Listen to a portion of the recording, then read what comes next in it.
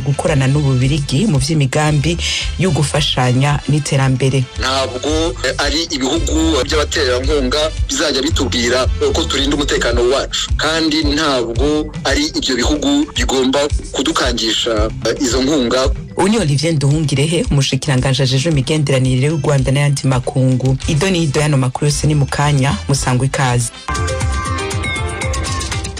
Amakuru tuyahere muri Sudani, abamaze kumenyekana ko baguye mu bitero vy'inteko ziyonkoye kuri leta RSF muri no misi 3 iheze barenza 200, ibindi na mgenzi wacu Geoffrey Mutagoma. Umwe mu babibonye yabwiye ibiro ntaramakuru by'Abongereza Reuters kuri telefone ko RSF yagabye igitero ku cyumweru mu gitondo yakoresheje intwaro zose zishoboka zirasa ahantu hose, bityo rero abantu benshi bagahita bicwa abandi bagakomereka. Ibyo bitero byabaye mu gihe RSF yari imaze gushyira hamwe abanyapolitiki bafatanyije nayo n'abayobozi b'imitwe yitwaje intwaro mu murwa mukuru wa Kenya Nairobi kugira ngo bashyire umukono ku masezerano yatuma hashyirwaho guverinoma bita iy'amahoro n'ubumwe yo kuyobora uturere bagenzura. Umushikiranganje ajejwe imigenderanire ya Amerika n'andi makungu Marco Rubio na mugenzi we w'Uburusiya Sergei Lavrov bari bakoreye inama Riyadh ku murwa mukuru wa Arabia Saudite kugira ngo batangure kuraba ingene intambara y'Uburusiya na Ukraine yohera ejo ni Mukankusi. Minisitiri w'ububanyi n'amahanga wa Leta Zunze Ubumwe za Amerika Marco Rubio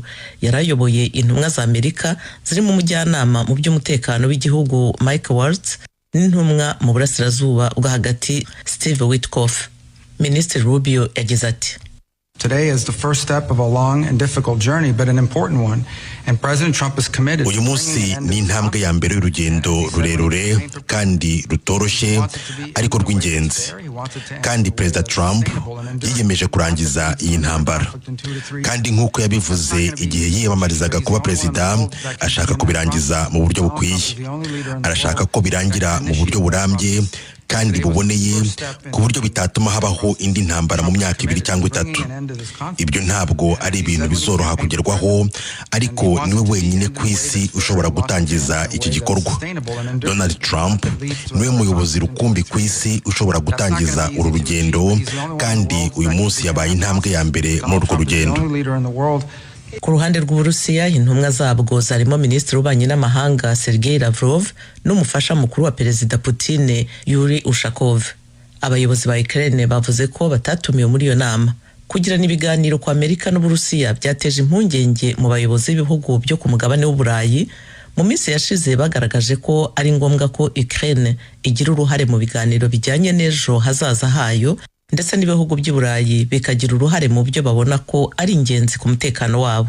Perezida w'Ubufaransa Emmanuel Macron yavuze ko yavuganye na Perezida Trump na Perezida Zelensky nyuma y'ibiganiro byabereye i Paris, kandi ko ari ngombwa ko abanyaburayi, abanyamerika ndetse n'abanya-Ukraine bakorera hamwe. Zelensky yagaragaje ko hakenewe ibimenyetso bihamye kandi byizewe byerekana ko hazaboneka umutekano.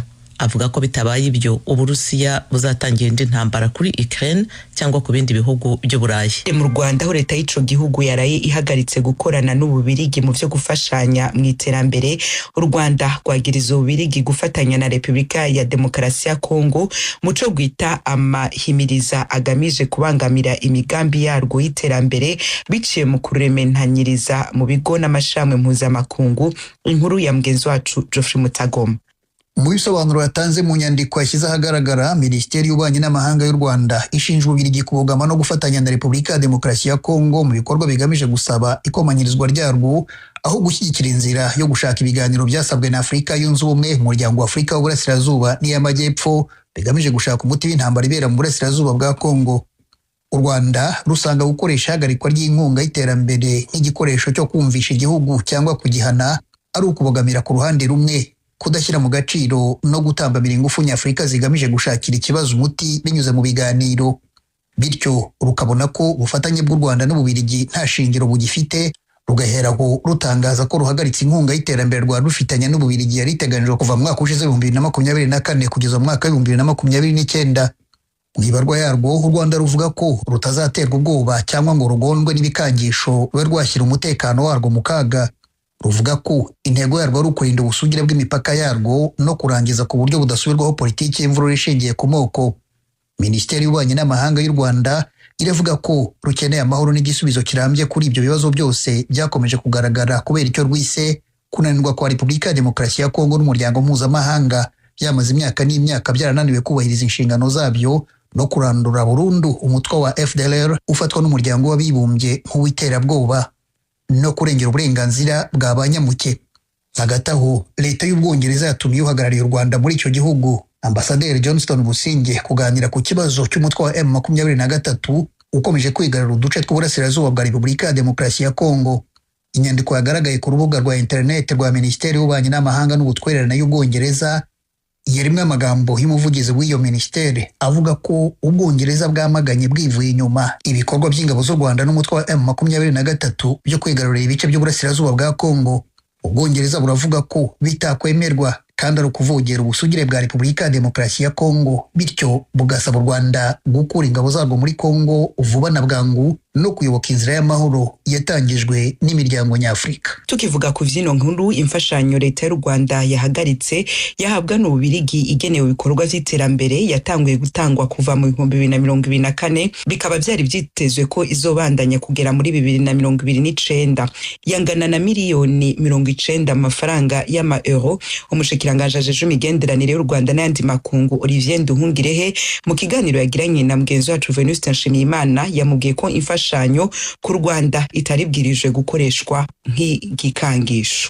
Iki cyemezo cyane ngombwa kuko Ububirigi bwari bumaze igihe bufatanya na Repubulika ya Demokarasi ya Kongo mu kugerageza kumvisha amahanga ndetse n'imiryango mpuzamahanga ko bagomba gukatira imfashanyo u Rwanda, guhagarika imfashanyo kandi n'imfashanyo ijyanye n'ibikorwa by'iterambere. Ubusanzwe imfashanyo ijyanye n'iterambere ntabwo igomba gushyirwamo politiki. Kuba Ububirigi bwarahisemo gushyigikira ku mugaragaro Repubulika ya Demokarasi ya Kongo ntacyo bidutwaye, ariko ikibazo nuko bubikoresha noneho bukaba bushakisha kugira ngo inkunga twadusanzwe duhabwa ihagarikwe. Ibyo ni bitashobora kwihanganirwa, ariyo mpamvu twahisemo guhagarika by'agateganyo hagati y'u Rwanda n'Ububirigi. Iyo muvuga yuko iyo nkunga muyihagaritse, ibikorwa byari bisanzwe bigendera kuri iyo nkunga bizagerwaho bite? Bizagerwaho ku bundi buryo, ntabwo uburyo ari Ububirigi bwonyine bufite. Ibikorwa byari bihari bizakomeza kandi uburyo buzaboneka. Icyo tudashobora kwihanganira ni uko Ububirigi bukoresha imfashanyo buduha mu bikorwa by'iterambere, kandi ibyo bikorwa haba Ububirigi n'abandi baterankunga bose bemera ko dukoresha inkunga ku buryo bunoze, ku buryo buhuye n'icyo iyo nkunga yaduherewe. Urugero nk'umwaka 2022 Ububirigi bwahaye u Rwanda inkunga ingana na miliyoni hafi 45 z'amafaranga y'amayero. Ayo mafaranga mu gihe Ububirigi butatanze, u Rwanda ruzayavana he niba rwari ruyakeneye? Twebwe nk'uko nabikubwiye, n'u Rwanda ni igihugu cyihesha agaciro, ntabwo ari ayo mafaranga bakangisha azatuma tutiteza imbere. Kuko nabikubwiye, uburyo burahari kandi n'uburyo burashakwa.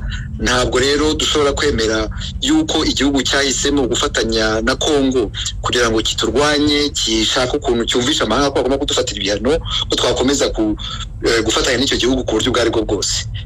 Muravuga yuko iyo nkunga muhagaritse yagombaga kuzatangwa kuva mwaka 2024 kugeza 2029, nuvuga imyaka 5, na mayero agera ku mamiliyoni hafi 100, na mayero miliyoni 95 yagombaga kuzakoreshwa mu buhinzi, agakoreshwa mu buvuzi, agakoreshwa mu guteza imbere imijyi ndetse no mu micungire y'igihugu. Ntabwo kuba tudafite inkunga y'Ububirigi igihugu kizahagarara. U Rwanda ni igihugu cyigenga, u Rwanda ni igihugu gifite gahunda y'iterambere, u Rwanda ni igihugu gifite n'abandi baterankunga. Rero tuzakomeza gahunda yo kwiteza imbere hatari mu Ububirigi. Bamwe mu baterankunga b'u Rwanda barimo Ubwongereza.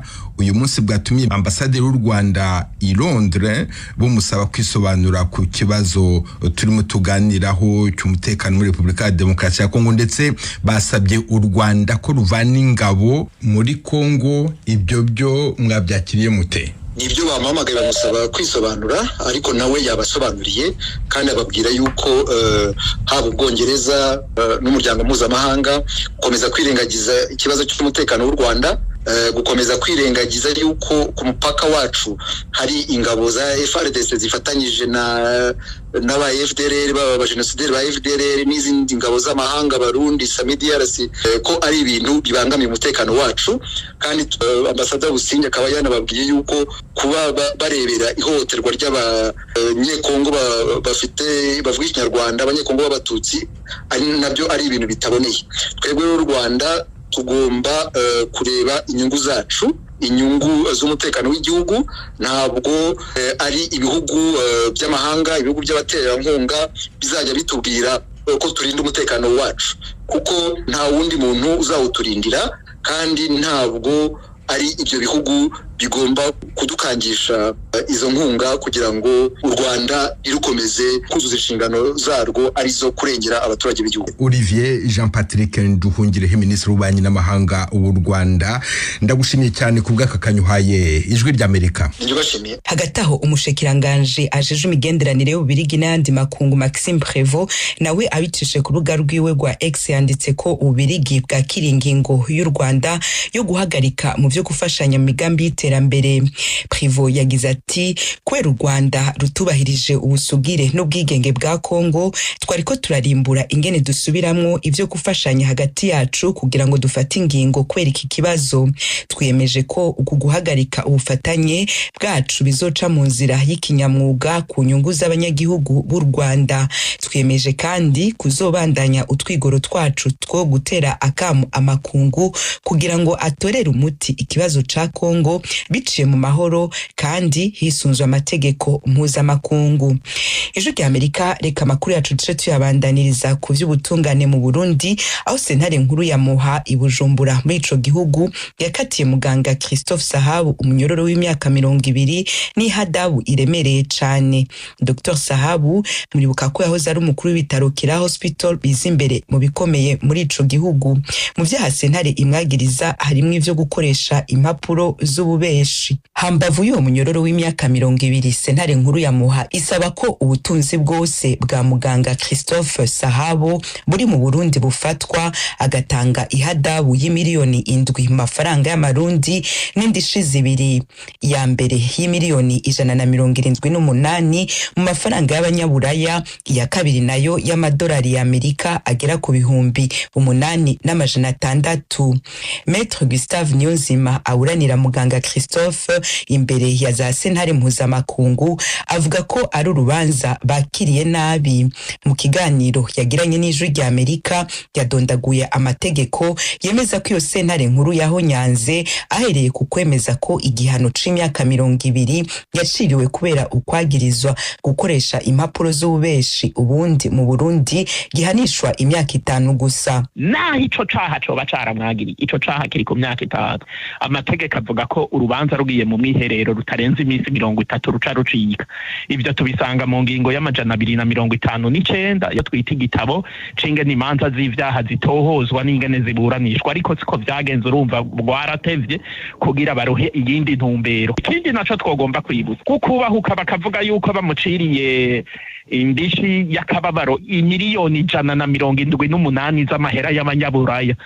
Ivyo ni ibintu bitangaje kuko n'umutahe wa Kira Hospital uri ku miliyoni 13 z'abanyaburaya, ntibishobora kugenda uko mu mategeko. Imbere yo gusaba indishi y'akababaro urerekana iki kintu catakaye ubwo nyene uwo muntu ivyo mumwagiriza nibizokwirikira wewe wobuze mu kunguka. Ivyo ntibigeze banavyerekana ngo babigaragaze. Nivyo rero mvuga ko bihonyaga ingingo y'amajana 312 y'ibwirizwa shingiro. Itangazo yavuze ko u Rwanda rukomeje kwirengagiza ibyo rusabwa n'ibihugu by'amahanga rugakomeza umugambi warwo wo kwigarurira ubutaka muri Kongo. Uyu mutegetsi yijeje ko harimo gukorwa ibishoboka ngo ibintu bisubire mu buryo ngo leta igarure umutekano n'ubusugire bw'igihugu. Mu gihe inyeshyamba za M23 zivugwaho gufashwa n'ubutegetsi bw'u Rwanda haba mu bikoresho ndetse n'abasirikare rwaba rwohereza kurwana ku ruhande rwazo, uyu mutwe byura bihakana ukavuga ko intwaro wifashisha arizo wambura ingabo za leta FARDC nabo bafatanya. ni mu gihe kuri ubu u Rwanda ruri ku gitutu cy'ibihugu n'imiryango mpuzamahanga ngo ruhagarike gufasha izi nyeshyamba, aho bigeze no kugusabirwa ibihano birimo no guhagarikirwa inkunga. Temistokle Mutijima, Ijwi ry'Amerika mu burengerazuba bw'u Rwanda. Ijwi ry'Amerika, Washington DC, mu Kirundi no mu Kinyarwanda. Unawo ni wa mwanya tubashikiriza ikiganiro Amerikana kigaruka ku vyaranze Amerika muri kahise, ibiriko birayiranga n'ibizoyiranga. Thomas Kamirindi niwe yakiduteguriye.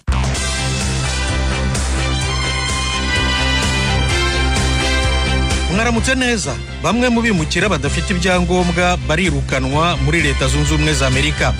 Guverinoma ijya gufungira abandi mu kigo cy'ingabo zayo cya Guantanamo Bay muri Cuba. Iki kigobe kiri mu maboko ya Amerika gute ku butaka bw'ikindi gihugu cy'amahanga?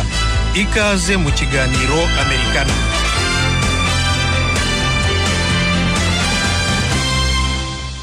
Polisi ya Leta Zunze Ubumwe za Amerika ishinzwe abinjira n'abasohoka na gasutamo ICE mu magambo magufi itangaza ko kuva ku itariki ya 20 y'ukwa mbere gushize kugera ku itariki ya 16 y'uku kwezi kwa kabiri abimukira batemewe n'amategeko barenga 14,000 bamaze gutabwa muri yombi. Bamwe muri bo barirukanwa ku butaka bwa Amerika, abandi amagana bafungiye i Guantanamo. Guverinoma ivuga ko gereza yaho ishobora kwakira abagera ku 30,000.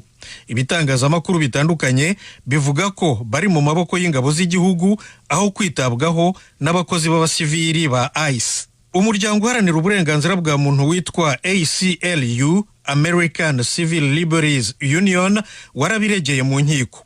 Uvuga ko binyuranyije n'amategeko. Usaba inkiko gutegeka ko n'imyirondoro y'abafunze imenyekana, ko bagira uburenganzira bwo gusurwa no kunganirwa mu mategeko. Gereza yo mu kigo cya gisirikare cya Guantanamo yubatswe kugira ngo yakire imfungwa z'abaterabwoba. Imiryango iharanira uburenganzira bwa muntu nabyo yarabiregeye, impaka zirangira urukiko rw'ikirenga rwo ku rwego rw'igihugu ruciye iteka rivuga ko guverinoma ifite ububasha n'uburenganzira bwo kuhabafungira igihe kitagenwe bikurikije itegeko ryemerera ingabo z'igihugu gukoresha ingufu ku bakekwaho ibitero by'iterabwoba byo ku itariki ya 11 y'ukwa 9 2001.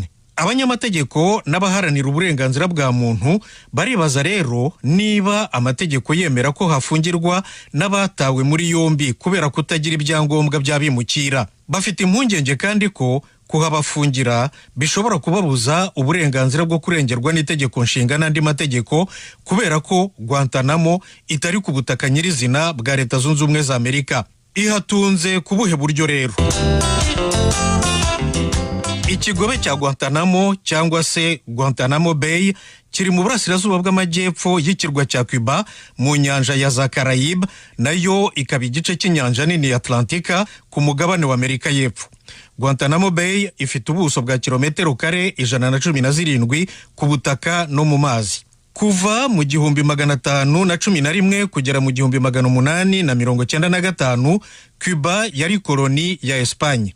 Mu 1895 abaturage bayo batangiye intambara y'ubwigenge, yarangiye mu 1898. Igisirikare cya Leta Zunze Ubumwe za Amerika cyarabafashije cyane, biza kuvamo n'intambara hagati ya Espanye na Amerika ubwabo yamaze amezi 4 kuva mu kwa 4 kugera mu kwa 8 1898. Yarangijwe neza n'amasezerano y'i Paris yo mu kwa 12 1898 hagati ya Espanye na Leta Zunze Ubumwe za Amerika.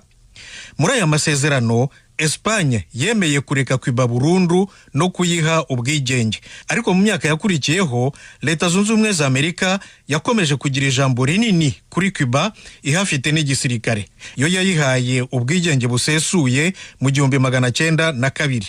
Bahise banatangira imishyikirano yo gukodesha ikigobe cya Guantanamo. Bageze ku masezerano ya burundu mu 1903. Ariko rero ni ku itariki ya 9 y'ukwa 6 1934 ibihugu byombi byahanahanye imyandiko ya nyuma na nyuma y'amasezerano yemejwe n'inteko zishinga amategeko n'abakuru b'ibihugu byombi. Aya masezerano hagati ya Cuba na Leta Zunze Ubumwe za Amerika avuga ko Amerika yemerewe gutunga ubuzima bwose, ubutaka n'amazi by'ikigobe cya Guantanamo no kuhagira uburenganzira busesuye. Bisobanuye rero ko nta busugire bw'igihugu Cuba ihafite. Leta Zunze Ubumwe za Amerika yo yemeye kujya itanga buri mwaka amadolari adahinduka 485 y'ubukode. Kuva icyo gihe Guantanamo Bay ni y'ingabo zirwanira mu mazi za Leta Zunze Ubumwe za Amerika, US Navy mu Cyongereza, ho rero bakahita Gitmo mu magambo magufi yabo. Mu 1959 Fidel Castro yayoboye revolution muri Cuba ahirika ubutegetsi bwariho. Kuva icyo gihe kugeza n'ubu leta ya Cuba ivuga ko kuba Amerika iri ku butaka bwayo n'amazi yayo mu kigobe cya Guantanamo binyuranyije n'amategeko mpuzamahanga. Yemeza ko Amerika yahigaruriye ku ngufu, ariko ntiyigeze igerageza gusesa amasezerano. Ku rundi ruhande, Leta Zunze Ubumwe za Amerika ivuga ko amategeko mpuzamahanga ayemerera kuba i Guantanamo kuko Cuba yabisinyiye nta ngufu nta n'agahato iyishyizeho. Ariko iteganya ko ishobora gukoresha ingufu za gisirikare Cuba iramutse yirukanye ingabo zayo i Guantanamo. Nshuti zacu, iki kiganiro Amerika